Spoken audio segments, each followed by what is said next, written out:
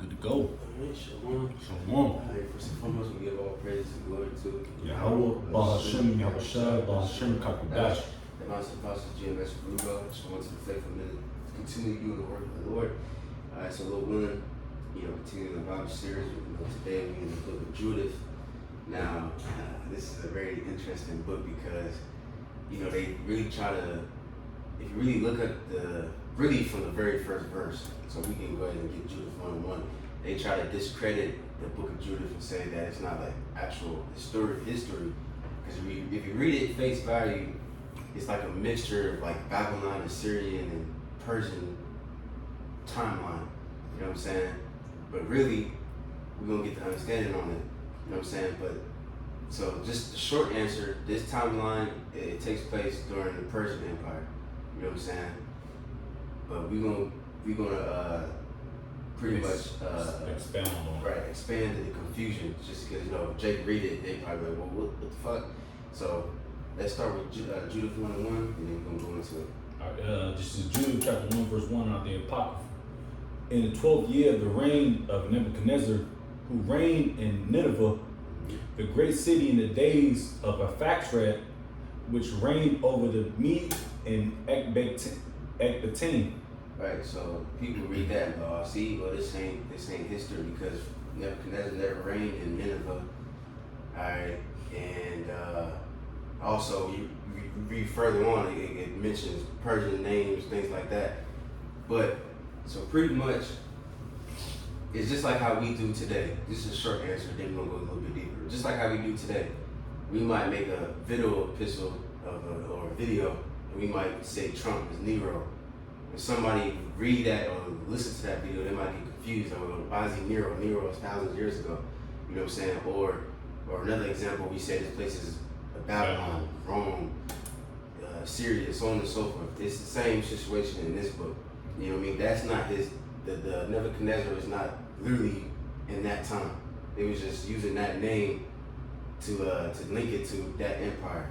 And to go a little bit further, this is a website called, what is this shit called? The pace, modiononline.word, pretty much going into, it says defending the book of Judith. Alright? So I'm gonna skip all this, you know what I'm saying? I'm gonna get to the main point. It says, but first the objection that the book of Judith is wrong and therefore does not belong in the scripture because Nebuchadnezzar was king of Babylon, not of Assyria, only appears on the surface. But the truth is that those who use this objection are ignorant of the term Assyria was used in the ancient world.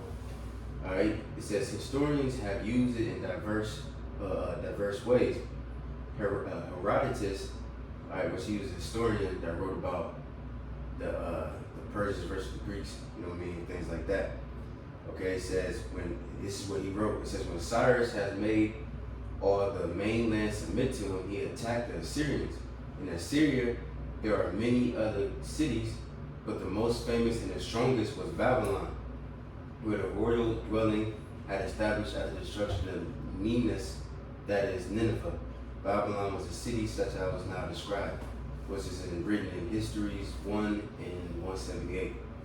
It says, given that this narrative is about Cyrus, this is therefore after the Neo-Assyrian Empire, and yet Herodotus speaks of Babylon as Assyria.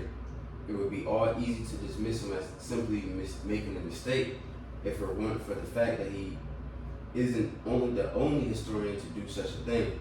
Another example is Xenophon, if I'm pronouncing his name right? This is what he wrote, for with Cyrus pressed on towards Babylon, his troops in battle with order. But as the Assyrians did not come out to meet them, he bade Gabarias ride forward to deliver this message. Alright, Cyropedia 5, or chapter 3 and 5. Alright, so we have two historians who refer to the Babylonians as Assyrians. With this in mind, I doubt that someone in the ancient world reading Judith would take issue If the ancients could consider them as such, then there is no reason to object Nebuchadnezzar the king being referred to as the king of the Syrians within the same sense. Alright? And then also it gives one more example in the scriptures. Ezra 6:22.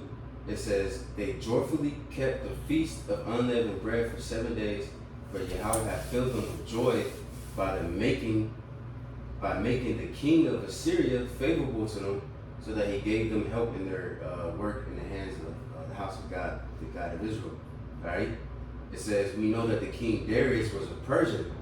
This leaves Protestant objectors, alright, in a bit of a fix. If they can run with the Judith isn't scripture because Nebuchadnezzar was an Assyrian argument, then by the same logic, they would have to remove Ezra from the biblical canon, since there was no Darius king of Assyria. But now they're on modern sense. Alright, so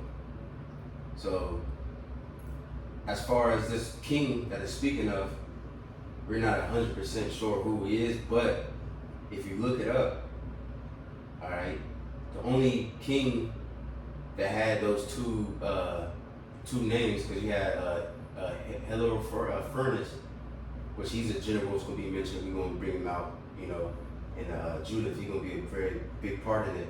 And then you have, what's his name? I forgot his name. Let me see.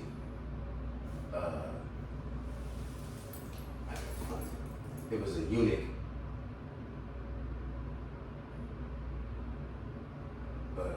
Bogias, what's his name? Bogias, that's his name. You know what I'm saying? The only ones that in history that actually had those two men in his army was Artaxerxes III. You know what I'm saying? So most likely it was him.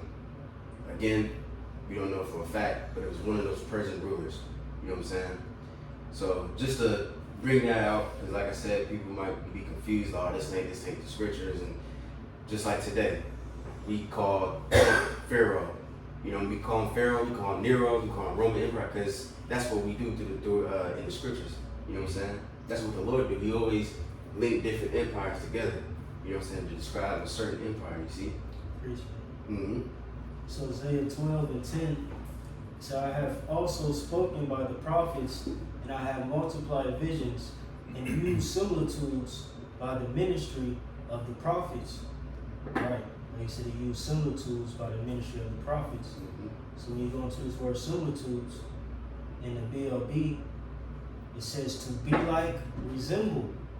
So likewise with, like I said, the kings, you know, rulers, etc. Mm-hmm. You know, these different names or titles were placed on certain men, you know, whether they were in the past tense or, you know, future tense, present, you know, so on and so forth. You know, they all, you know, resemble each other in the sense that they are the king or the ruler at that time.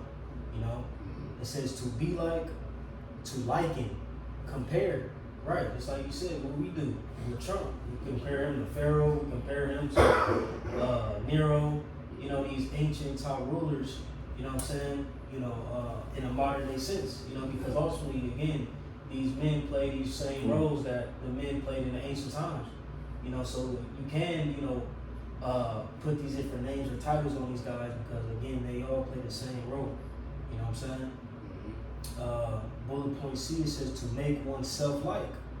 You see? So, you know, again, you know, we use these similitudes, etc. in the scriptures really to be, you know, for you know, those who weren't ordained to believe to be a stumbling block and not to get it. Yeah. You know, but ultimately that's why the scriptures read, we always bring out Amos 3:7, you know, he revealed his secrets into his servants, the prophets. And, you know, one thing we got to understand is that this book is very cryptic. You know what I'm saying?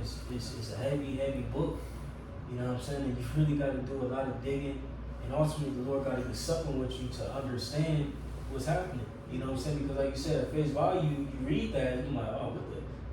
This don't add up. It don't link up. Mm-hmm. But if you have a spiritual or high spiritual discernment, you know what I'm saying, through the Spirit, you know exactly, you know, or, you know, through study, you know, rigorous study and etc., you know exactly how these things do connect and are canon in the scriptures, man.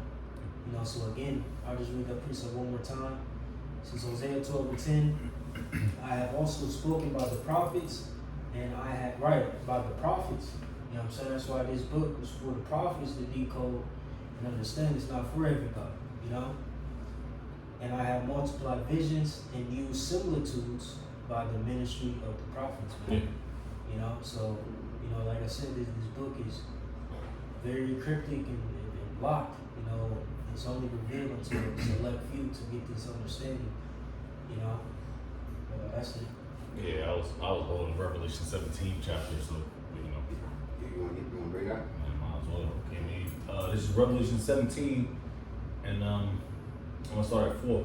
And a woman was arrayed in purple and scarlet color, and decked with gold and precious stones, and pearls, having a golden cup in her hand, full of abominations and filthiness of her fornication. And upon her forehead was a name written, Mystery, Babylon the Great, the mother of harlots and abominations of the earth. Right, but if somebody read that, or either one or two things, they'd be like, "Well, that's not true because Babylon was already destroyed thousands of years ago," or they would say, "Well, I think what's his name, Vocab. Yeah. He was saying, well, that's talking about ancient Babylon or something like that." You know what I'm saying? But we understand that's talking about America. You know, the new Babylon, the Great. Again, going into the word similitudes is being likened to or compared. You know what I'm saying? Yeah, because if you read further down, it talks about the 10 horses. The 10 horns. It talks about what the conglomerate of Babylon, man, America. You know, which is NATO, EU nations, man. Come on, man. You know, at this point, it's already known. It's a known fact now, man. Right, and like you said, you know, again, like titles like Nebuchadnezzar and things like that were just titles. Yeah, like you Pharaoh. Know what I'm saying? Yeah, Pharaoh. Those were titles. Or another one in there is Ahasuerus, you know, or Ahasuerus, Which is, you know, could be some context of Darius, we're speaking about Cambyses, you know, so on and so forth. You know what I'm saying? What's the other one's name? I think Cambyses, Xerxes, and I forget the other one. But it's, you know, you go into the definition, it gives you 3 different men. You know what I'm saying? Then you have to do the research and apply it correctly to understand who that was exactly talking about. You know what I'm saying? Just like Caesar, because like started off actual Caesar, then down the line it's like all them niggas wasn't related to actual Caesar. They just took on that title for the power's sake, you know. But you got more? No, I was just jumping back and forth. Now I'm good now. Alright, we go back to that Judith 1.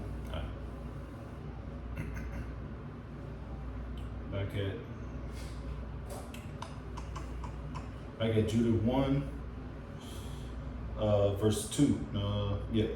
Styges, Slavi, that name just came back to me. Speaking about Ahasuerus or Ahasuerus, Styges, Cambyses, or Darius, I believe, was Slavish. Verse 2, Judith 1 and 2.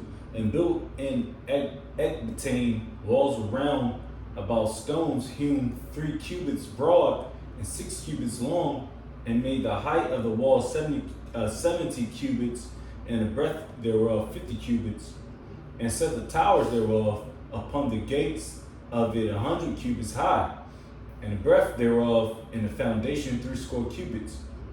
And he made the gates thereof even gates that were raised to the height of 70 cubits, and the breadth of them was 40 cubits, and the going forth of his mighty armies, and for the setting in array of his footmen. Even in those days, King Nebuchadnezzar made war with King Arphaxad in the great plain, which is the plain in the borders of Ragil. And there came unto him all they that dwelt in the hill country, and all that dwelt in Euphrates and Tigris, and Hydaspes, in the plain of Arioch, the king of Elymenes. The very many nations of the sons of Chelad assembled themselves to the battle. Then Nebuchadnezzar, the king of the Assyrians, sent unto all that dwelt in Persia. Right, see, so that shows you that this is a Persian time. Yeah. You know what I'm saying? But you got it. It says sent out to that And dwelt. plus, too, I wanted to add, also, just going back to because it said he reigned in Nineveh. You know what I'm saying?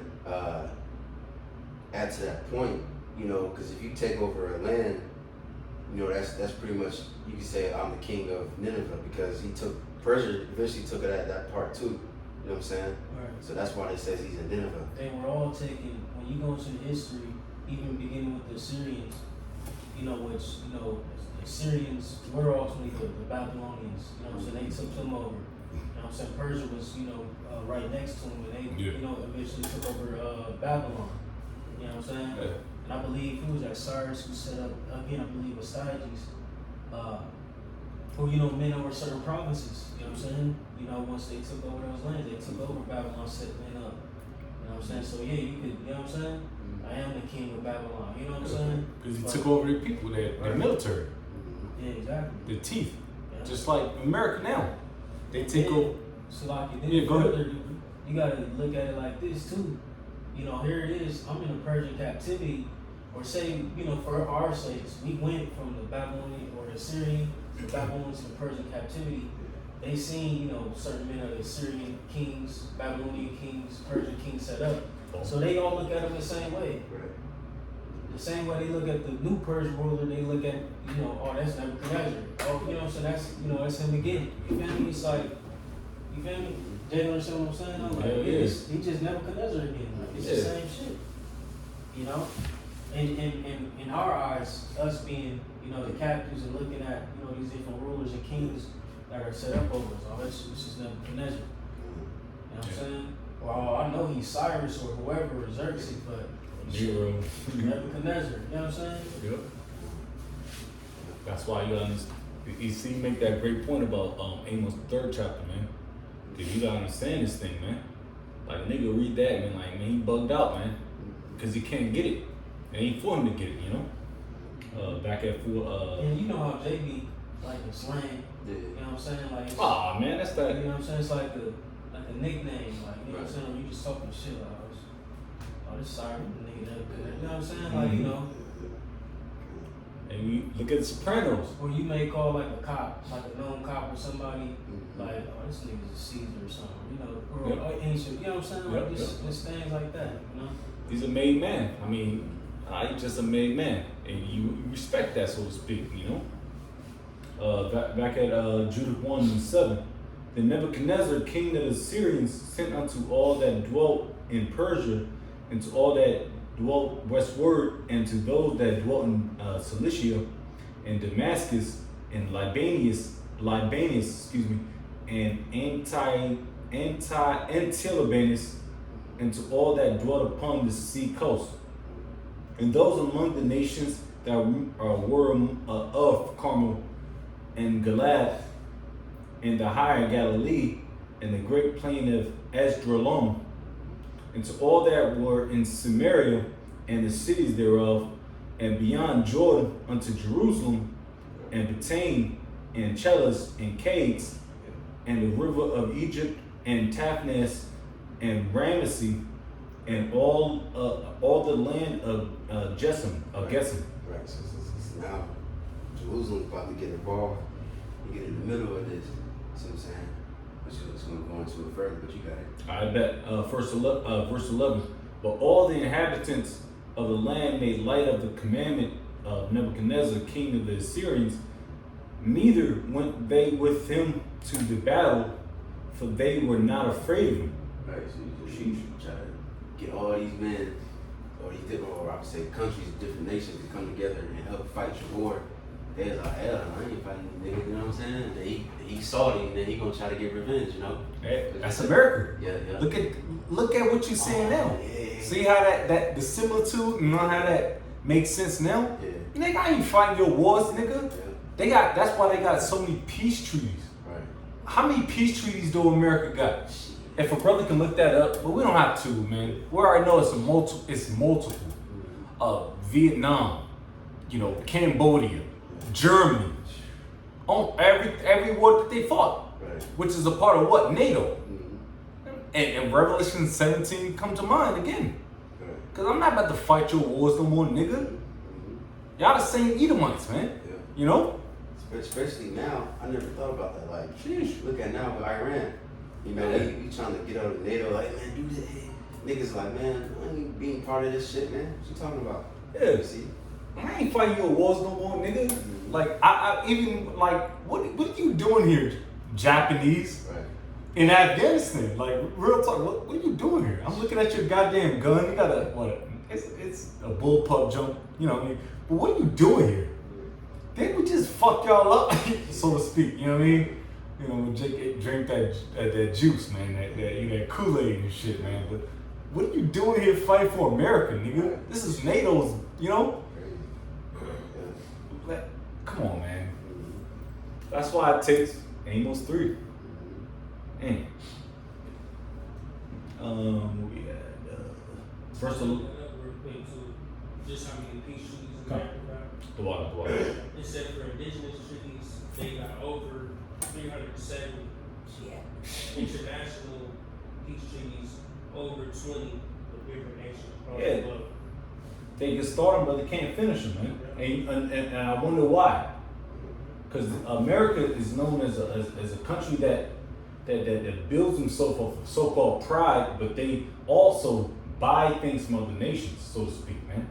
All right, they can, but you know, America, like I said, the Lord is make them look good, man.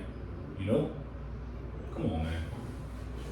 Shit, let's not talk about them you know, who's Yeah. treaties them niggas got, bro. Yeah. You know what I'm saying? Them niggas, really, technically, the war could have been over with, but because of them niggas, the war continued, which is beautiful scriptures, you know. Mhm. But anyways, you got it. Yep. Back at Judith 1 and verse 11. Excuse me. It says, but all the inhabitants of the land made light of the commandment. I already read that. I'm going to go to 12. Therefore Nebuchadnezzar was very angry with all this country and swore by his throne and kingdom that he would surely be avenged upon all those coasts of Cilicia and Damascus and Syria, and that he would slay with the sword all the inhabitants of the land of Moab and the children of Ammon and all Judea and all that were in Egypt till ye come to the borders of the two seas. Right. Okay, yeah, you go ahead. You might as well finish that. All right.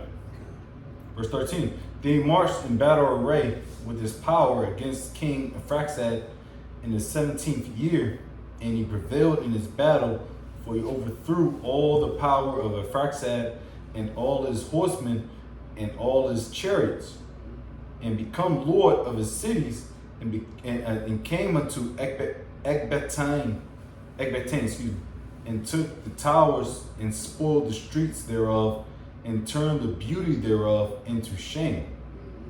He took also Arphaxad in the mountains of Regil, and smote him through with his darts, and destroyed him utterly that day. So he returned afterwards to Nineveh, both he and all his company of sundry nations, being a very great multitude of men of war. And there he took his ease and banqueted both he and his army in 120 days. Right, so he asked for help from different nations. Niggas like, no, I ain't doing that. Then he went to go destroy the king any damn way. All right, which that king technically is unknown. We don't really know who that is in actual history, but you know, destroyed him, and then he got the victory. And so now his officers pretty much is gonna to remind him to get revenge, and that's how he gonna move on Israel. You see what I'm saying? So we can read a little bit of chapter 2, and then we might just go to the article so we can do like the little summary, because you know it's a pretty long book, so I'm gonna take the time, but you got it. I bet. You want me to start at Judith 2 at the top? Yes, sir. All right. There's Judith 2 at the top. In the 18th year, the 22nd day of the first month, there was talk in the horse of Nebuchadnezzar, king of the Assyrians, that he should, as he said, avenge himself on all earth. So he called unto him all his officers and all his nobles, and communicated with them his secret counsel, and concluded the afflicting of the whole earth out of his own mouth. Right, so they had what do they call it? A war council. Yeah, What's the other thing? into the war room. Yeah, war room. There you go. Yeah. You know? So what's that? Yeah, everybody can get to the war room, man. Mhm. Mad facts, you know? Yeah. It says, then they decreed to destroy all flesh that did not obey the commandment of his mouth. And when he had ended his counsel, Nebuchadnezzar, king of the Assyrians, called Holofernes, the chief captain of his army, which was next unto him, and said unto him, Thus saith the great king, the Lord of the whole earth, Behold, thou shalt go forth from my presence, and take with thee men that trust in their own strength, a footman, 120,000, and a number of horses with their riders 12,000. And thou shalt go against all the west country, because they disobeyed my commandment. And thou shalt declare unto that they prepare for me earth and water, for I will go forth in my wrath against them, and will cover the whole face of the earth with the feet of mine army, and I will give them for a spoil unto them. Right. So what does that mean? That term? He says, "And thou shalt declare unto me that they prepare for me earth and water." So this also shows too that this is during the Persian time. So going back to this United States Conference of Catholic Bishops. It's a good, like I said, it's a good little website. Simulation. Kind of, yeah. Similar to. Right, or just a website that goes into the Apocrypha, and then at the end of each chapter, it breaks down the chapter and stuff like the names and all that good stuff. Yeah. So if you go to 2 and 7, earth and water, it says in the Persian period, offering these to a conqueror was symbolic gesture signifying humble submission of one acting for a treaty. So that's what he said when he said, "Tell them to offer me earth and water." What's the movie that's off of? Well, I remember you said the second one. We told It's us. 300, remember? Yeah. When he came? The The black spies. dude. Yeah, he kicked that nigga in the fucking You joint. remember what he first said? Oh, okay. This is the beginning. I don't remember. Yeah. Yeah. I gotta look up. I'm gonna look up that quote. I'm gonna look up the scene, but he said something like,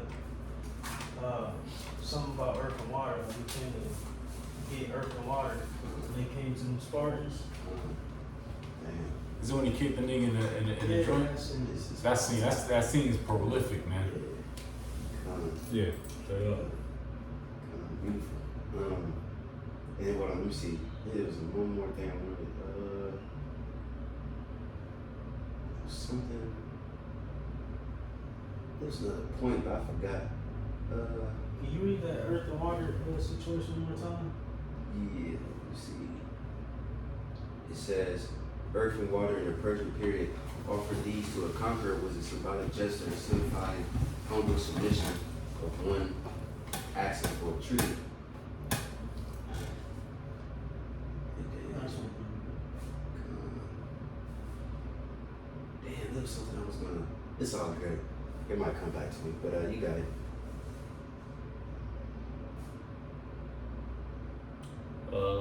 Whatever I'm at, I kind of lost it. The universe 8. I bet. Yep. I just read 7 again. Right. This So, is real quick. Just real quick on the Google. I just put in 300 scene earth and water just to back you up. It says in the iconic earth and water scene from the film 300, a Persian messenger, black dude, Yep. demands tokens of submission to King Xerxes.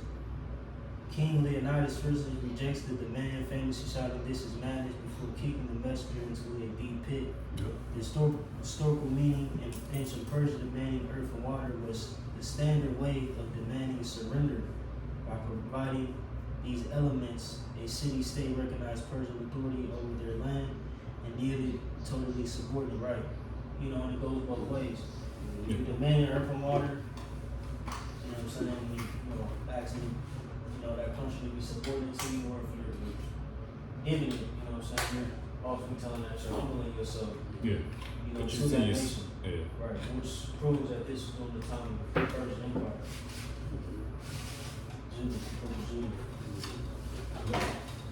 Verse 7, and thou shalt declare unto that they prepare for me earth and water, for I will go forth in my wrath against them, and I will cover the whole face of the earth with the feet of mine army, and I will give them for a spoil unto them, so that their slain shall fill their valleys and brooks, and the rivers shall be filled with their dead till it overflow. And I will lead them captive to the utmost parts of the earth. Right. And he's just being proud.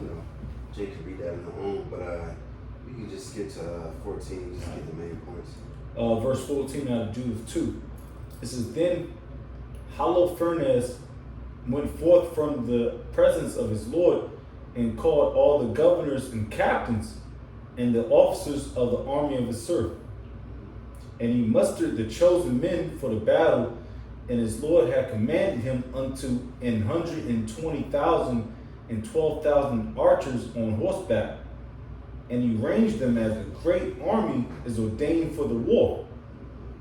And he took camels and asses for their carriages, a very great number, and sheep and oxen and goats without number for their provision, and plenty of victual for every man of the army, and very much gold and silver out of the king's house.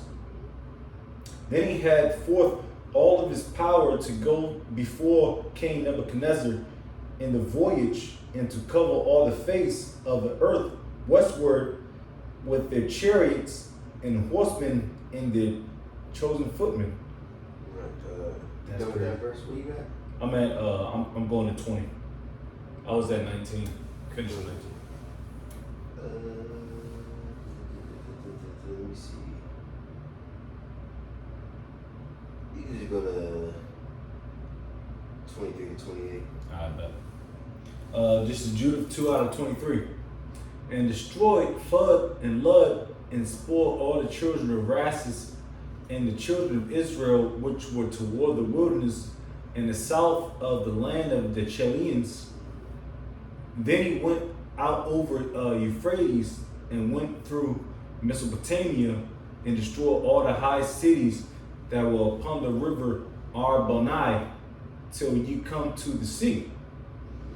And he took the borders of Cilicia and killed all that resisted him, and came to the borders of Japheth, which were... That's what I was going to say, Salaki. This is the point earlier. Salaki, but also this showing that this might be Artaxerxes III, because he was the one that had a campaign in the Levant, you know what I'm saying, which is Jerusalem was in that area, so everything is kind of pointing towards him, you know what I'm saying? Mm-hmm. I just want to make that point. So like I forgot to mention that earlier, but you got it. Because everything's connected to that. That's a mother, what they said, a mother in Galatians, I believe. Mother Czar, Jerusalem. Yeah, Russian, man. Come on, man. That's where life, breathes, so to speak. You know what I mean? Back at it. Verse 26. He compassed also all the children of Midian, and burned up their tabernacles and spoiled their sheep coats. Then he went down into the plain of Damascus in the time of wheat harvest, and burnt up all their fields and destroyed their flocks and herds. Also he spoiled their cities and utterly wasted their countries, and smote all their young men with the edge of the sword. And why can't these so-called new age, these pastors talk about this? Right. Destruction, man. Right. They talk all that bullshit, but they can't talk about what's going on, man. It's destruction, man. Damn. Yeah. Just like you see today. Yeah. With America, they destroying like Venezuela ships and different things like that, just taking the oil. Like this where they destroying these people's wheat harvest and burning their fields, and they're living. Yes, they're living. And that's their. We say take a man's living, you taking his life pretty much. Pretty much. And so that's their punishment, for disobeying the king, Yeah, straight up. Verse 28 out of Judith 2. This is therefore the fear and dread of him, fell upon all the inhabitants of the sea coast, which were in Sidon and Tyrus, and them that dwelt in Sir and Osina, and all that dwelt in Jebnan, and they that dwelt in Azotus and Salam feared him greatly. Mm-hmm. Yeah, gotta throw some shit around, some weight around, man. Mm-hmm. So now, from now on, you can just go to the article I put in the Telegram. Somebody can read that, and you can start at the where it says Judith 3, the power of evil. Summarize most of this. Let's see what his name. And if you can too, read the website name too. I'm not on my phone, so brothers got it real quick. Which one? You go down to Judith 3, the power of evil. So bugging out. Oh, you just want to read that? Yeah.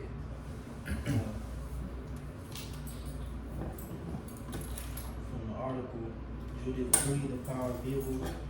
Nevertheless, he devastated their whole territory and cut down their sacred groves, for he had been commissioned to destroy all the gods of the earth, so that every nation might worship Nebuchadnezzar alone, and every people and tribe invoke him as a god. Judith 3 and 8. Right, real quick, it's from presentationministry.com. Just for reference, but you got it. It reads, Holofernes army steamrolled country after country. The power of the evil one sometimes seems invincible, but read on. Right, you don't gotta read that prayer. Oh, okay. But and I don't know why they did. I love they skipped Judith 4. So let's read a little bit of that. Let me see. You can probably stop by like. Let me see. We'll just go ahead and start at 1. This is Judith chapter 4 at the top. Now the children of Israel that dwelt in Judea heard all that Holofernes, the chief captain of Nebuchadnezzar, king of the Assyrians, had done to the nations, and after what manner he had spoiled all their temples and brought them to naught.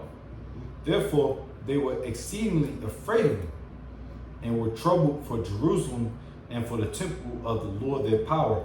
Right, so they hear news and oh shit, army nigga getting closer and closer, they destroying temples and destroying all that. So we pretty much next. Yeah. So I'm saying, but you got it. Verse 3, they were newly returned from the captivity, and all the people of Judea were lately gathered together, and the vessels and the altar and the house were sanctified after the profanation, excuse me. Right, so again, this also shows that it's during the Persian Empire, because this is when we return. You know what I'm saying? So that's when the Persians allowed us to go back and build temple and all that good stuff. You know what I'm saying? So that couldn't be in the Babylonian time. Because the Babylonian time, that's when the temple was destroyed. You know what I'm saying? So we're going into the Apocrypha. Mm-hmm. All right, verse 4. Therefore they sent into all the coasts of Samaria and the villages, and to Beth-horon and Bel-min and Jericho, and to Chaba and Esarah, and to the valley of Shalom, and possessed themselves beforehand of all the tops of the high mountains, and fortified the villages that were in them, and laid up victuals for the provision of war, for the fields were of late reaped. Right, so see, so now they're getting ready, fortifying themselves and different things like that. All right, but you got it. This is also Joachim, the high priest, or Joachim, excuse me, the high priest, which was in those days in Jerusalem, wrote to them that dwelt in Bethulia and Betamesthum, which is over against Esdraelon, toward the open country near to Dothaim, charging them to keep the passages of the hill country, for by them there was an entrance into Judea, and it was easy to stop them that would come up because the passage was straight for 2 men at the most. It's kind of like some 300. You know what I'm saying? Where that little passage that was small. You know, similar to that story, because they try to hold that. Remember the movie? Yeah, hold the line. Yeah, you know what I'm saying? Kind of like that. You know what I'm saying? Mm-hmm. But you got it. It says, verse 8, and the children of Israel did as Joachim, the high priest, had commanded them with the ancients of all the people of Israel, which dwelt at Jerusalem. Then every man of Israel cried to the Most High with great fervency and with great vehemency did they humble their souls. Right. And then going back to that movie 300, because remember the little short nigga, he snitched on them. I think they found like another passage or whatever. Yep. And same thing in this story, you gonna read on the different nations. It was like Ammon, and I believe Moab. I know Ammon and Esau's bitch ass. They pretty much gave the armies like, okay, you know, do this. Gave them the situation. And, you know, they go, you know, it was pretty much plotting on this. Yeah, gave them that whole strategy, Mm-hmm. how to have to flank, you know, how to have to send out troops, you know. You know, it's all, you know, come on, man. Which is war tactics, though, you know. That's why you bitch ass niggas shouldn't be trusting Esau either, man. You know, and these other nations. Verse 10. Both they and their wives and their children and their cattle and every stranger and hireling and their servants bought with money put sackcloth upon their loins.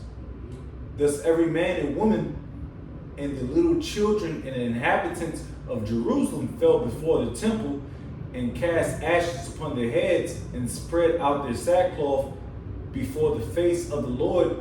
Also they put sackcloth about the altar. Right, so, you know, people stop there, but, you know, Jake mourning, you know what I'm saying, and praying for the Lord for deliverance. All right, so now we can go back to the article and just summarize these different things. You got it. At Judith 5.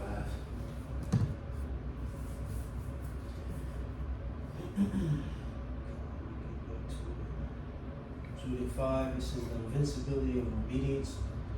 It says, but if they are not a guilty nation, then your lordship should keep his distance. Otherwise, their Lord and God will shield them, and he will become the laughing stock of the whole world. Judith 5 and 21. Matter of fact, it's a lot because we don't have to get that part. It's a lot.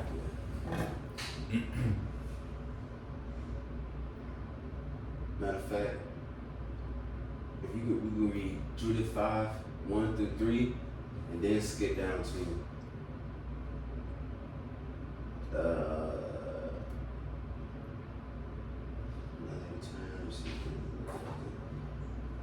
20. I bet. This is Judith 5 at the top. Then was it declared to Holofernes, the chief captain of the army of Assur, that the children of Israel had prepared for war, and had shut up the passages of the hill country, and had fortified all the tops of the high hills, and had laid impediments in the Champagne countries, wherewith he was very angry, and called all the princes of Moab and the captains of Ammon and all the governors of the sea coast. And he said unto them, tell me now, ye sons of Canaan, who this people is that dwelleth in the hill country, and what are the cities that they inhabit, and what is the multitude of their army, and wherein is their power and strength, and what king is set over them, or captain of their army? Right, you know what I'm saying? So inquiring of Israel, so see how he going to pretty much conquer them. You know, and it's smart to ask these different nations around them. It was popping. Right, because we already dealt with those different nations, so they know us pretty well, you know what I'm saying? But you got it. Because Ammon, like we brought that out in old classes, like Ammon, Edom, and all that, you really look at the map, they literally like right next to us pretty much, you know what I'm saying? But you got it. Verse 4. You go to verse 20. Yep, gotcha. Because pretty much they just give the history of Jake, how he came from Canaan, or whatever, Egypt, or Egypt to Canaan and things like that. The whole Red Sea, the whole history. So we can Pretty just much Chronicles. you know. This is Judith 5:20. Now therefore, my Lord and Governor, if there be any error against this people, and they sin against their God, let us consider that this shall be their ruin, and let us go up, and we shall overcome them. Right. So of course now, again, it's the same thing today. Matter of fact, read 21. Then I'm gonna go into it. All right. It says, verse 21. But if there be no iniquity in their nation, let my Lord now pass by, lest their Lord defend them, and their power be for them, and we become a reproach before all the world. Right, so they knew and understand that, you know, even to this day, you know, these different nations, they know and understand pretty much if Jake is in sin and then they're not close to the Most High, then they can just do whatever they want to. They can whoop our ass, they can all that. But if we on point and we serving the Lord, then the Lord gonna fight for us. You know what I'm saying? So that's what he was giving them that breakdown, right? But you got, as a matter of fact, can you just get real quick? I think it's Habakkuk 2:15, because that goes into how these different nations try to pretty much make us sin.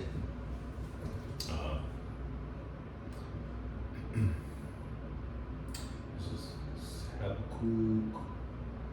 Yep, Habakkuk 2:15. It says, "Woe to him that giveth his neighbor drink, that putteth thy bottle to him, and makest him drunken also, that thou mayest look on their nakedness." Right, and that's what Esau does to this day. He put drink to Jake's mouth and make him drunk. You know what I'm saying? And make him naked. You know, make him sin. Is that devil? You all up in that Babylonian juice. They gave us Christianity. They gave us bullshit to Islam. They gave us feminism and democracy, all that other bullshit, politics. And now Jake is drunk, and now Jake is out here, you know, uncovered. But versus us, you know, we put, which scripture says don't lack no garment. You know, we making Jake put a garment or a white clean. You know what I'm saying? We clothe before the Lord. You know. Perfect example when you read like Maccabees dealing with like the priest Onias and like the situation with Heliodorus and a couple other, in particular Heliodorus. You know, when you had those men try to come, you know, and defile the temple and all that, and, you know, take the treasury, the Lord stepped in and intervened. But why? Because the nation was in good standings with the Heavenly Father at that time. Now, when you had priests like Jason and Menelaus, those men, after, you know, Onias, you know, were set up, they brought what? Wickedness to the nation. Therefore, the king at that time, Antiochus, prospered in his wickedness in destroying Jake and, you know, judging, putting the belt to Jake. You know what I'm saying? But if, again, just proving the point, we in good standings with the Heavenly Father, we're untouchable. You know what I'm saying? And they know that. You know, they obviously they got the record to that. Yeah. You know what I'm saying? That's fly as hell. Because right now, I mean, was what we can stand is with Yahweh Shem Yahshua. You know, and a lot of people can't say that. You know, a lot of Israelites can't say that. You know, but the spirit, man, we are in good standings with Yahweh Shem Yahshua, man. That's why this place is gone, man. It's done. You know what I mean? Back at it. Verse 14. For the earth shall be filled with the knowledge of the glory of the Lord, as the waters cover the sea. Or back in Judith? Yeah. No, I was in Habakkuk. I'm sorry.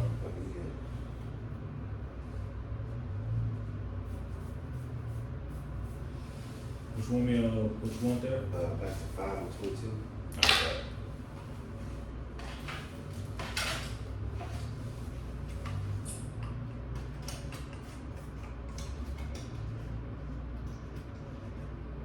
This is Judith chapter 5, verse 22. It says, "And when H.R.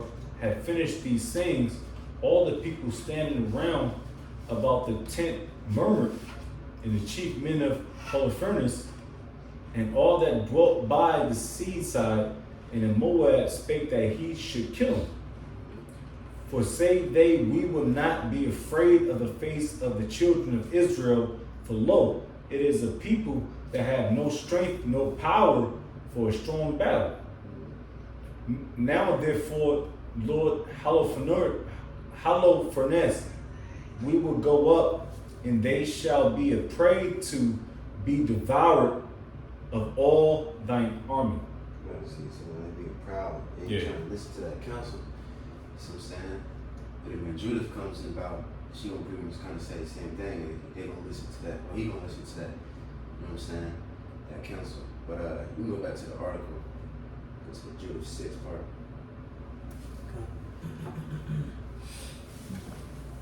Back to the article. And Judith 6. It reads, your life on the line. It says, my servants will now conduct you to the mountain region and lead you at one of the towns along the Axon. You should not die till you are destroyed together with them. If you still cherish the hope that they will not be taken, then there is no need for you to be downcast. Judith 6, 7 through 9. Right, so my fault. Keep reading that again so like I was reading something. Judith 6, your life on the line. My servants will now conduct you to the mountain region and leave you at one of the towns along the Axon. You shall not die till you are destroyed. You shall not die till you are destroyed together with them. If you still cherish the hope that they will not be taken, then there is no need for you to be downcast. Mm-hmm. Judith 6, 7 through 9. Mm-hmm. Let's go break it down. It says, Holofernes responded to Achior by handing him over to the Israelites at Beth Uliah. If the Israelites were obeying the Most High and Achior was right about their invincibility, he would be saved. Otherwise, he would be killed. Mm-hmm. Right. So that's what they planned at first. But then, let me see, chapter 7. Let me see. That's when Esau. Yeah. Esau, he gave a different counsel. You know what I'm saying? But you can read that next one. 7. Mm-hmm. Judith 7. It says, dying of thirst, their children fainted away, and the women and youths were consumed with thirst and were collapsing in the streets and gateways of the city with no strength left in them. Judith 7 and 22. Mm-hmm. It says, the Israelites were surrounded by enemy troops who cut off their water supply. They were left to literally die of thirst. After 34 days, the people cried in agony to King Uzziah. Right, and they got that wrong. So it wasn't the king. It got the same name as the king, but it was just an elder. It wasn't an actual king. Uzziah was that king and stuff like that. You see what I'm saying? But you got it.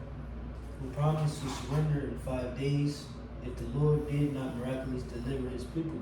Right, so pretty much Esau gave a counsel to pretty much cut these people off, cut their water supply off, and then people, they just started, pretty much damn near dying of thirst, and then it was like, okay, we're about to surrender within 5 days. And then chapter 8, that's when Judith finally comes into the scene. And you said what? Mm-hmm. Yeah. But you got it. Jacob being weak. Yeah. Lost their power. Mm-hmm. Judith 8, divine intervention. No one had a bad word to say about her, for she was a very good friend woman, very God-fearing woman. Judith 8 says, with only 5 days left before the surrender and destruction of Bethulia, a very beautiful and God-fearing widow, Judith entered the picture. After asking the elders of the city to visit her, she corrected them for giving in to the people's complaints and setting 5 days as a deadline for the Most High's intervention. She saw the tragic circumstances around her in a very different perspective. She maintained that we should be grateful to the Lord our God for putting us to the test as he did our forefathers. Right, if I could just speak on that too, like the scripture say, that things are in the foretime work for our learning. Jay gonna have to tap back into these things, man. You know, because hey, just think of Jacob's trouble. He ain't eating days. Man, the Lord don't step up in 10 days, man. I'm gonna protect your shit. You know what I'm saying? But that's, you know, hey, we've seen those examples with the 2000s club. Niggas selling out. You know what I'm saying? The Lord ain't come through in 2000 and how they thought. And then he's like, oh, fuck it, I'm just go back in the world. You know what I'm saying? You know? It's better that way. Yeah, you know what I'm saying? Really, Just go back to the not. world. You know what I'm saying? And now look, now they in their mid-50s and shit through. Throwing his guard back on and shit. You know? Or not even that, in the church. Smack. But it reads, she saw the tragic circumstances around her in a very different perspective. She maintained that we should be grateful to the Lord our God for putting us to the test as he did our forefathers. Judith 8:25. Not for vengeance did the Lord put them in this crucible to their heart, to try their hearts, nor has he done so with us. It is by way of admonition. He chastises those who are close to him.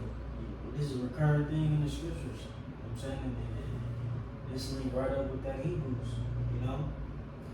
Finally, Judith promised, I will do something that will go down from generation to generation among the descendants of our race. Judith 8:32. Within the days you have specified before you, will surrender the city to our enemies. The Lord will rescue Israel by my hand. Judith 8:33. Right, let me see. Right, when she's going to bring us to see. And that's, and real quick too, I just gotta say, because it's another reason why people have a problem with this book, because Judith so far deceived the Persian army and shit like that. But it's like, you think about King David, he deceived the Philistine army, you know what I'm saying, by acting mad. I think it was, yeah, the Philistines. He was fighting for the goddamn Philistines. So it's just Jake, you know, sometimes you gotta play the righteous servant. Turn You in. gotta deceive. Huh? A Yakwa. Oh, It's right, a plant. Yeah. It's a plant. You know? Yeah. It's always been like that, man. Mm-hmm. You gotta, sometimes you gotta bend the rules. Mm-hmm. Yeah. David, like you said, David had to be the show brand and all that. Because ultimately, and then see, that's where, oh, you see the Bible contradicts itself. Mhm. When you understand the Lord's omnipotency and how he already got things set up, it was bound to happen that way. So it's no offense, you know what I'm saying, to the Lord, because it was already written. You know, he already knew what was going to happen. You know what I'm saying? Okay. This you on 9? Okay, how you got it? Judith 9, this is the prayer of faith. Judith threw herself down, prostrate, with ashes strewn upon her head. Right, prostrate just means lay yourself completely down flat. That's what I'm saying. Humbly. She got it. And wearing nothing over her sackcloth. While the incense was being offered in the temple of God in Jerusalem that evening, Judith prayed to the Lord with a loud voice. Judith 9:11. You can read that prayer in Promise Part 2. You got it. Judith prayed a mighty prayer of faith. Prayer, Lord, your strength is not in numbers, nor does your power depend upon stalwart men, but you are the God of the lowly, the helper of the oppressed, the supporter of the weak, protector of the forsaken, the savior of those without hope. Right, and can you get, it's in Psalms, let me see. Probably just type in stronger than I. Stronger. Let me see. No, not that one.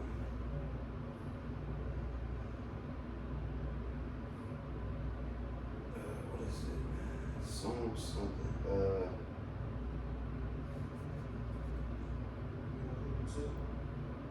What's it say? I'm saying it's in my car. What does it say? For I am brought very low. Looking from my persecutors, for they are stronger than I. Yeah, yeah. Read that again, Bob Shaw. Psalm 142, verse 6. It says, attended to my cry, for I am brought very low. Deliver me from my persecutors, for they are stronger than I. Right, and that's a theme that's reoccurring through the scriptures, all throughout the scriptures. We always gotta fight army or person or whatever mightier than us. You know what I'm saying? And the Lord, that's when the Lord shines. You know what I'm saying? When in our lowness, when we low in spirit or low in finances or low in whatever, that's when the Lord he do his thing, and you know what I'm saying? He showed his mightiness. You said you got something? Yeah, it's straight because this is Psalm 105. And I'm gonna start at just get to the point. Where we at? 24. And he increased his people greatly and made them stronger than their enemies. Just just backing up. And always, he's always gonna come through, man. That's where that faith comes in. Yes, sir. You gotta have that faith, man. And the Lord only provides that for him. Come on, you got it. Back to the club.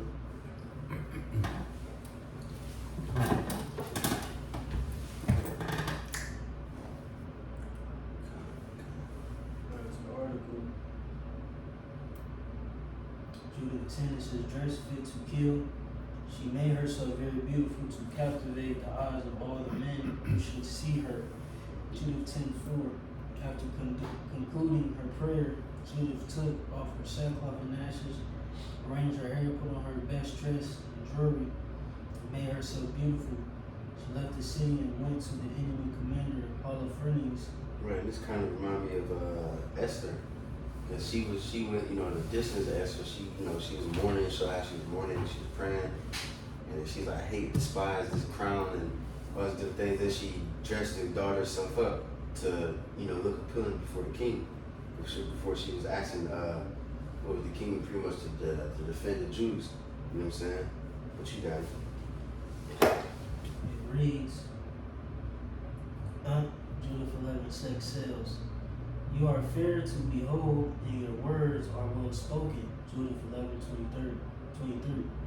Judith told Holofernes that she would tell him when the Israelites had sinned, thereby had become vulnerable to his attacks. Holofernes had scoffed at this line of thinking in chapter 5, coming from the lovely lips of Judith. However, he considered it to be wise. Right. So when she left the city and went to the commander, Holofernes, you see what I'm saying? She pretty much so-called surrendered. Like, Israel, they're already about to be destroyed. You know what I'm saying? Then he took her in. She thought she was very beautiful and things like that. And, pretty much tried to get close to her. And then that's when she did her thing, it's going to say. But you got it. Drinking and driving, so the heart of Holofernes was enraptured over her, and his spirit was shaken. He was burning with the desire to possess her, for he had been biding his time to seduce her from the day he saw her. Judith 12:16. While Judith was carefully to eat only kosher food, Holofernes, charmed by her, drank a great quantity of wine, more than he had ever drunken on one single day in his life. 12:20. Now you drunk as hell. Now, what the scripture says, wine and women makes men understand and fall away. Of course, it's a heathen, but he ain't on point now. He thinking about this beautiful lady, and he's drunk as hell. So his guard is down. What you got? Alcohol plus lust equals death. Losing his head, Jude 13. Blessed are you, daughter, by the Most High, above all women on the earth. And blessed be the Lord God, the creator of heaven and earth, guided your blow at the head of the chief of our enemies. Jude 13:18. Judith chopped off the head of the drunken Holofernes, put it in her picnic basket, and went out to pray. Judith 14. A death. Is that cool? Keep going. Are you done with 13? Come on. Let me see. Let's just get that real quick. Judith 13. And you can start at 1 and stop at. Judith was claimed. Yeah, she was fine. Oh man. Claimed Judith. Everybody claimed Judith? No. Yeah. I think I did when I was Not reading. to today. Not Maybe not. I don't know. until today. Yeah, we're serious about these claims too, man. Let me see.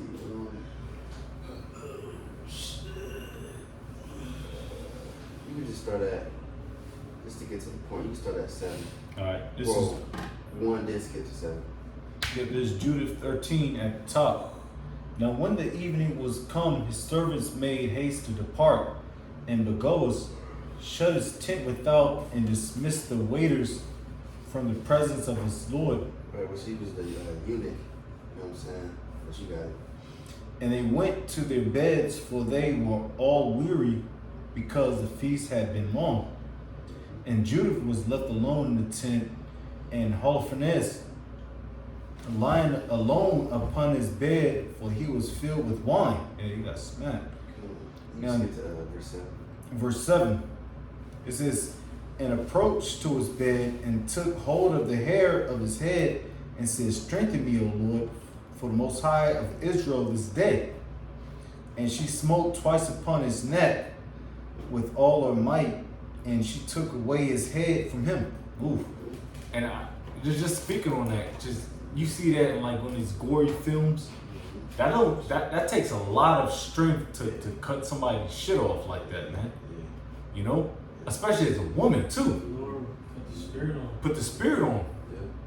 You know, that's why the Lord says, like Apostle, Elder Apostle Tar says, man, it's like, man, I hate an Edomite. You know, but you know, he said, you could chop his head off.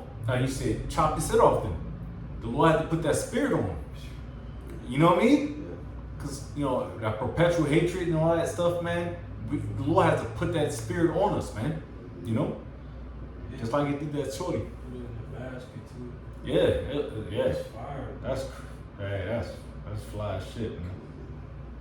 What verse you at? Oh, you at 8. Verse 7, now I'm going to 8. You can, because you read 8. No, I haven't had it. No, you did. Yeah, I did. And then, you can stop there. Alright, but We go back to the article. yeah, that's great. Judith 14, the article says, a deathbed conversion. Suddenly Ekir the Ammonite, that he may see and recognize the one who despised the house of Israel, sent him here to meet his death. Judith 14:5. Ekir saw the head of Holofernes in the hand of one of the men in the assembly of the people. He fell forward in a faint. Now Ekir, seeing all that the God of Israel had done, believed firmly in him. He had the flesh of his foreskin circumcised, and he has been united with the house of Israel to the present day. Right, in which doesn't mean he a goddamn Israelite now, you know what I'm saying? Because there's many different examples in scriptures. I'm trying to think, what was that one? Remember, I think it was like people living in Samaria, and they asked the priest the breakdown and stuff like that. Yeah, and they was going off and he sent lions and all that. Mm-hmm. Yeah, that's why when you read about in was that in John, or conversation at the well with the Samaritan. So you worship not what you know. Yeah. You know what I'm saying? Because again, at that time, during the Assyrian Empire, you had Assyrians who took Jacob and imported them to their land, took heathens and put them in our land, or concerning the northern tribes, land Samaria, so on and so forth, their capitals. And there they tried to convert, practice the ways of being Israelite, but that don't mean they're Israelites. Right. It's like you got niggas now, niggas convert to being Buddhists and all that shit, but nigga, you're a nigga. Yeah, $5 Indians too. Yeah. Cherokee, I'm a Cherokee Indian. Yeah, Nigga, but what you nigga? but you Show up, nigga. Yeah. Yeah. Niggas convert to all types of shit. Muslim is an Ishmaelite. It's an Ishmaelite thing. You know what I'm saying? It's all types of niggas who think they Muslim and shit. That's an Islamic religion. Y'all nigga a Buddhist. Right.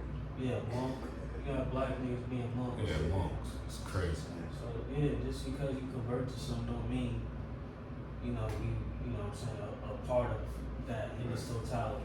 You know what I'm saying? Cause it's easy to join something like that. Yeah. We ain't gotta do nothing. I just pay a little fee or something. And even further, when you think of it prophetically, everyone's going to convert when the kingdom of heaven is established. Everyone's going to have to be circumcised. Everyone's going to have to keep the law. But that don't mean you're an Israelite. It means you just keeping our ways. Even going back to the book of Esther, after Israel was whooping their ass, you know what I'm saying? You had people that were scared. It's like, we becoming Jews now, you know what I'm saying? Because, you know, Israel was defending themselves, you know what I'm saying?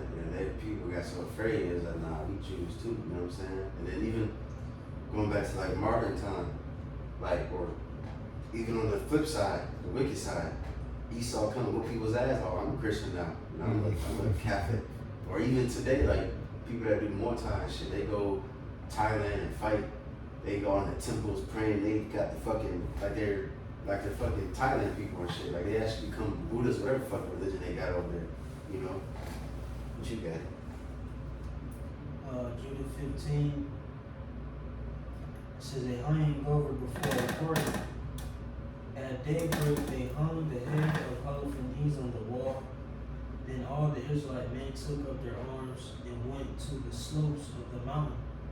Right, just for brothers out there, man, you can't be afraid to fucking get busy for the Lord, man. You say, want him who draw his sword for blood, paraphrasing? Like, they gotta be able to tap back into that nature, bro. You know what I'm saying? Like, if a woman can do it, you damn sure better be ready to look at it. You know what I'm saying? I mean, you know, it ain't for everybody, don't get me wrong, but it shouldn't be like, you know what I'm saying? Jake should be able to tap into that ancient nature. You know what I'm saying? Like, this is real things, like seeing heads cut off. You remember King David walked around with, you know what I'm saying, Goliath head, a big ass Hamite head. You know, they you know, they face, like the Hamite we seen in Walmart and shit.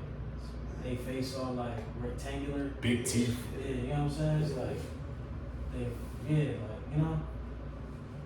Just wanted to throw that out there. And it's the bitterness of the scriptures. And it reads, at daybreak they hung the head of the Holofernes on the wall, and all the Israelite men took up their arms and went to the slopes of the mountains. To the 14:11. It says, when the Assyrian army heard about the beheading of Holofernes, they were overcome with fear and trembling. No one kept ranks any longer. They scattered in all directions and fled along every road, both through the valley and in the mountains. Those also who were stationed in the mountain district around Bethlehem took to flight, and all the Israelite warriors overwhelmed them. Right, so 15:23. that's a great tactic in war, like, you know, pretty much confusion. Like if everybody breaking their ranks and running, and it's like they're not together no more. So Israel's going there and it's cleaning the niggas up. You know what I'm saying? But you got it. They seized an enormous quantity of booty, spoils, and in Judith's honor threw a party and started dancing. Yeah. What do you say in Psalms? I shall dance in the blood of the wicked. Yeah. You know what I'm saying? That's how the Lord get down. That's how the God of the Bible get down. And if you could read the promise part. Our promise, it says, she and the other women crowned themselves with garlands of olive leaves at the head of all the people. She led the women in the dance, while the men of Israel followed in their armor, wearing garlands and singing hymns. Right. And then it's beautiful. They were celebrating them real quick. That reminded me of Exodus 15. Or 15 and 16. Yeah, what's the one with the think you talking about Moses, the song of Moses, or when the Miriam and them were singing? I think that's Yeah, 16 Miriam. maybe. Or the end of 15. Let's see. Yeah. End of 15, I think.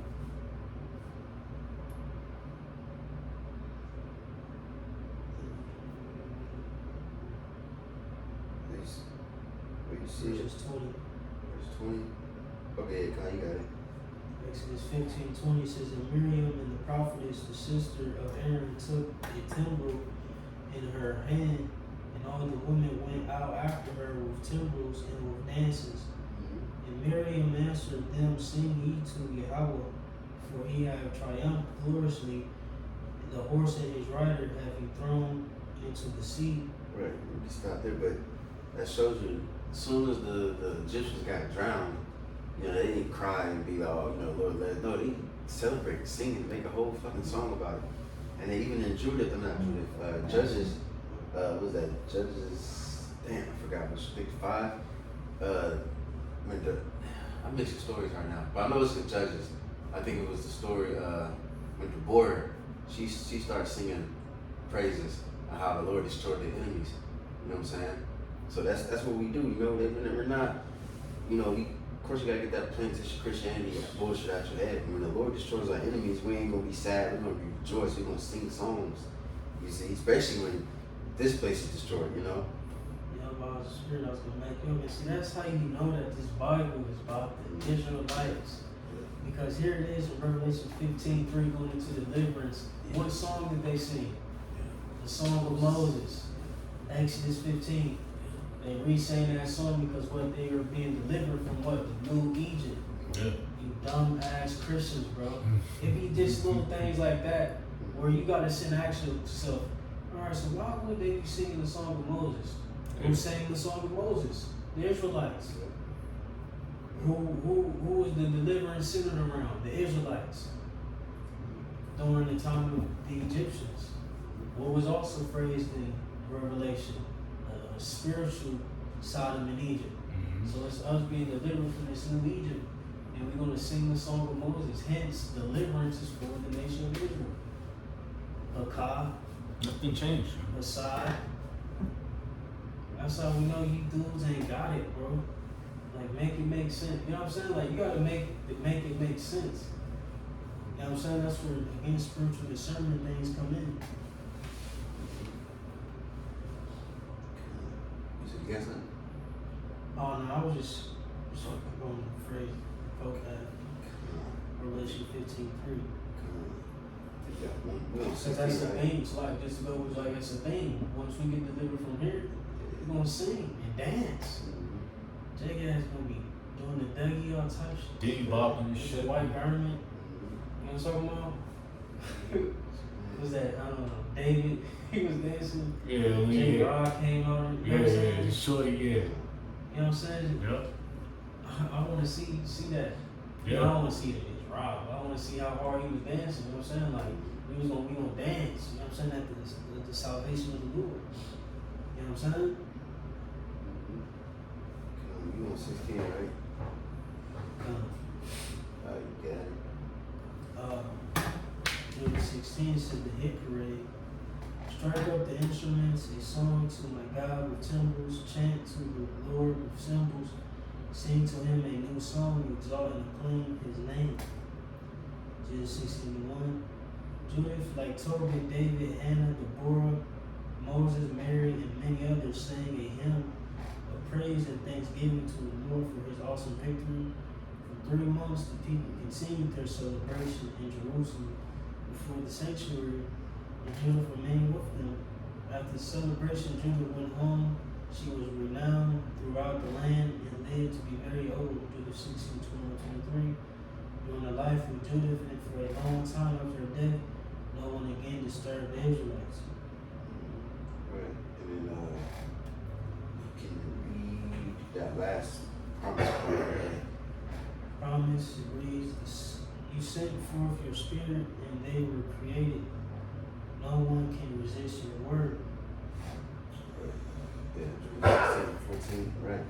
So yeah, man, so we're willing, that's pretty much the point, you know. beautiful story. Another story how the Lord, because he did that multiple times, how he, would use a certain woman to do certain things, you know what I'm saying? And with, what's her name, Deborah, you know what I'm saying? You got other different little stories where certain women would do certain righteous deeds, you know what I'm saying? Right, I ain't none of you women today, man. Oh man, Because which yeah, shut up. Daughters of Sarah and shit. Yeah. I think personally, I think women, like righteous women today, Oof. they like freaking babies or they gonna come to later and shit the family. Yeah. You know what I'm saying? Right. Yeah. It's too much pride. It's too much pride, man. Right. Yeah. And then they're trying to use that to themselves like Yeah, a super fuck girl outta and here. shit. Like, no, man, stop it. It don't matter because she claimed anyway. Right. You know what I But mean? then again, it is a beautiful thing, man. The noble woman, the righteous woman of our nation, we gotta commend them too, though. You know what I'm saying? Not you nigga bitches today. The righteous women of our nation, not the ones who give it, and not you sisters out there who behind closed doors giving your man a headache. You know what I'm saying? And all that. You know? Complaining and shit all the time. You know what I'm saying? The righteous women of the nation of Yahshua, they get commended. And I'll be the first one too. You know what I'm saying? Because it's all through the power of Yahweh Shema Shai too. You know what I'm saying? Right. And like, it really, because a lot of different times, like Deborah, a lot of times like that, like men at that time was, they had to step up. Like, what's his name? Gideon. You know what I'm saying? Yep, and judges. But, right, see what I'm saying? But now women ain't really needed right now. The prophets of the Lord, we doing our thing. We don't need women to step up. You know what I'm saying? Y'all just stay in the background and just y'all be praised if y'all serve your man. You know what I'm saying? And shut the fuck up. And I ain't mean Judith was the queen of Israel and all that. Right. You know what I'm saying? She just didn't renown that. Yeah. Because, hey, it's war. You know what I'm saying? You gotta use certain tactics to, you feel me, win the war. And you can't even bring certain men into war because they had, they was a little too young. They couldn't fathom it. So, the Lord chooses, man. He particularly chooses who he wants in his war, man. Behind enemy lines, man. That's real talk. And using women is a good war tactic. Yeah. To sway the minds of the enemy. Make a nigga You soft, You man. see that shit in movies. Yeah. Oh, he fall in love with a a bitch. woman to go sway an enemy and, have them all buttered up and shit. Man, he All dead. the time, yeah. Or niggas do it today. When Oh. niggas want to go set a play and set a nigga up, Get a bitch. get a bitch. You know what I'm saying? You want to set the ops up. Oh yeah, a little fine bitch from the block. You know what I Let me mean? talk to this dude real quick. Yeah. This where he live at now. You know what I'm saying? It's a war tactic. You know what I'm saying? Easy. You feel me? It's a war tactic. So Judith in her situation was a great war tactic for the circumstances to overcome the enemy. Man. You know what I'm saying? And sometimes a woman is resourceful in that situation. You know? So Lord willing, so next week, just the heads up. We already, cause next is edition of Esther. We already went through that. You know what I'm saying? So you gotta go back to when we went through Esther. We just did the whole thing all at once. So next week is going to be Wisdom of Solomon, Ecclesiasticus. But those books are like really chapter to chapter. So I might just summarize them too, like very, very shortly, and then probably just mainly go through Baruch and letter of Jeremiah, because that's more, you go a little more depth on that, I guess you could say. But, we'll see how that goes. But these next probably two or three maybe classes are going to probably be very short. So probably the main part, more meat and history, things like that is going to be Maccabees. So just a heads up. But Lord willing, hopefully that was edifying. We give all praises and glory to Yahweh, Hashem, Yahushua, Hashem, Kakodash. Shalom to the Apostle Jim as Ruel, and shalom to the faithful men who continue doing the work of the Lord. So that we say shalom. Shalom.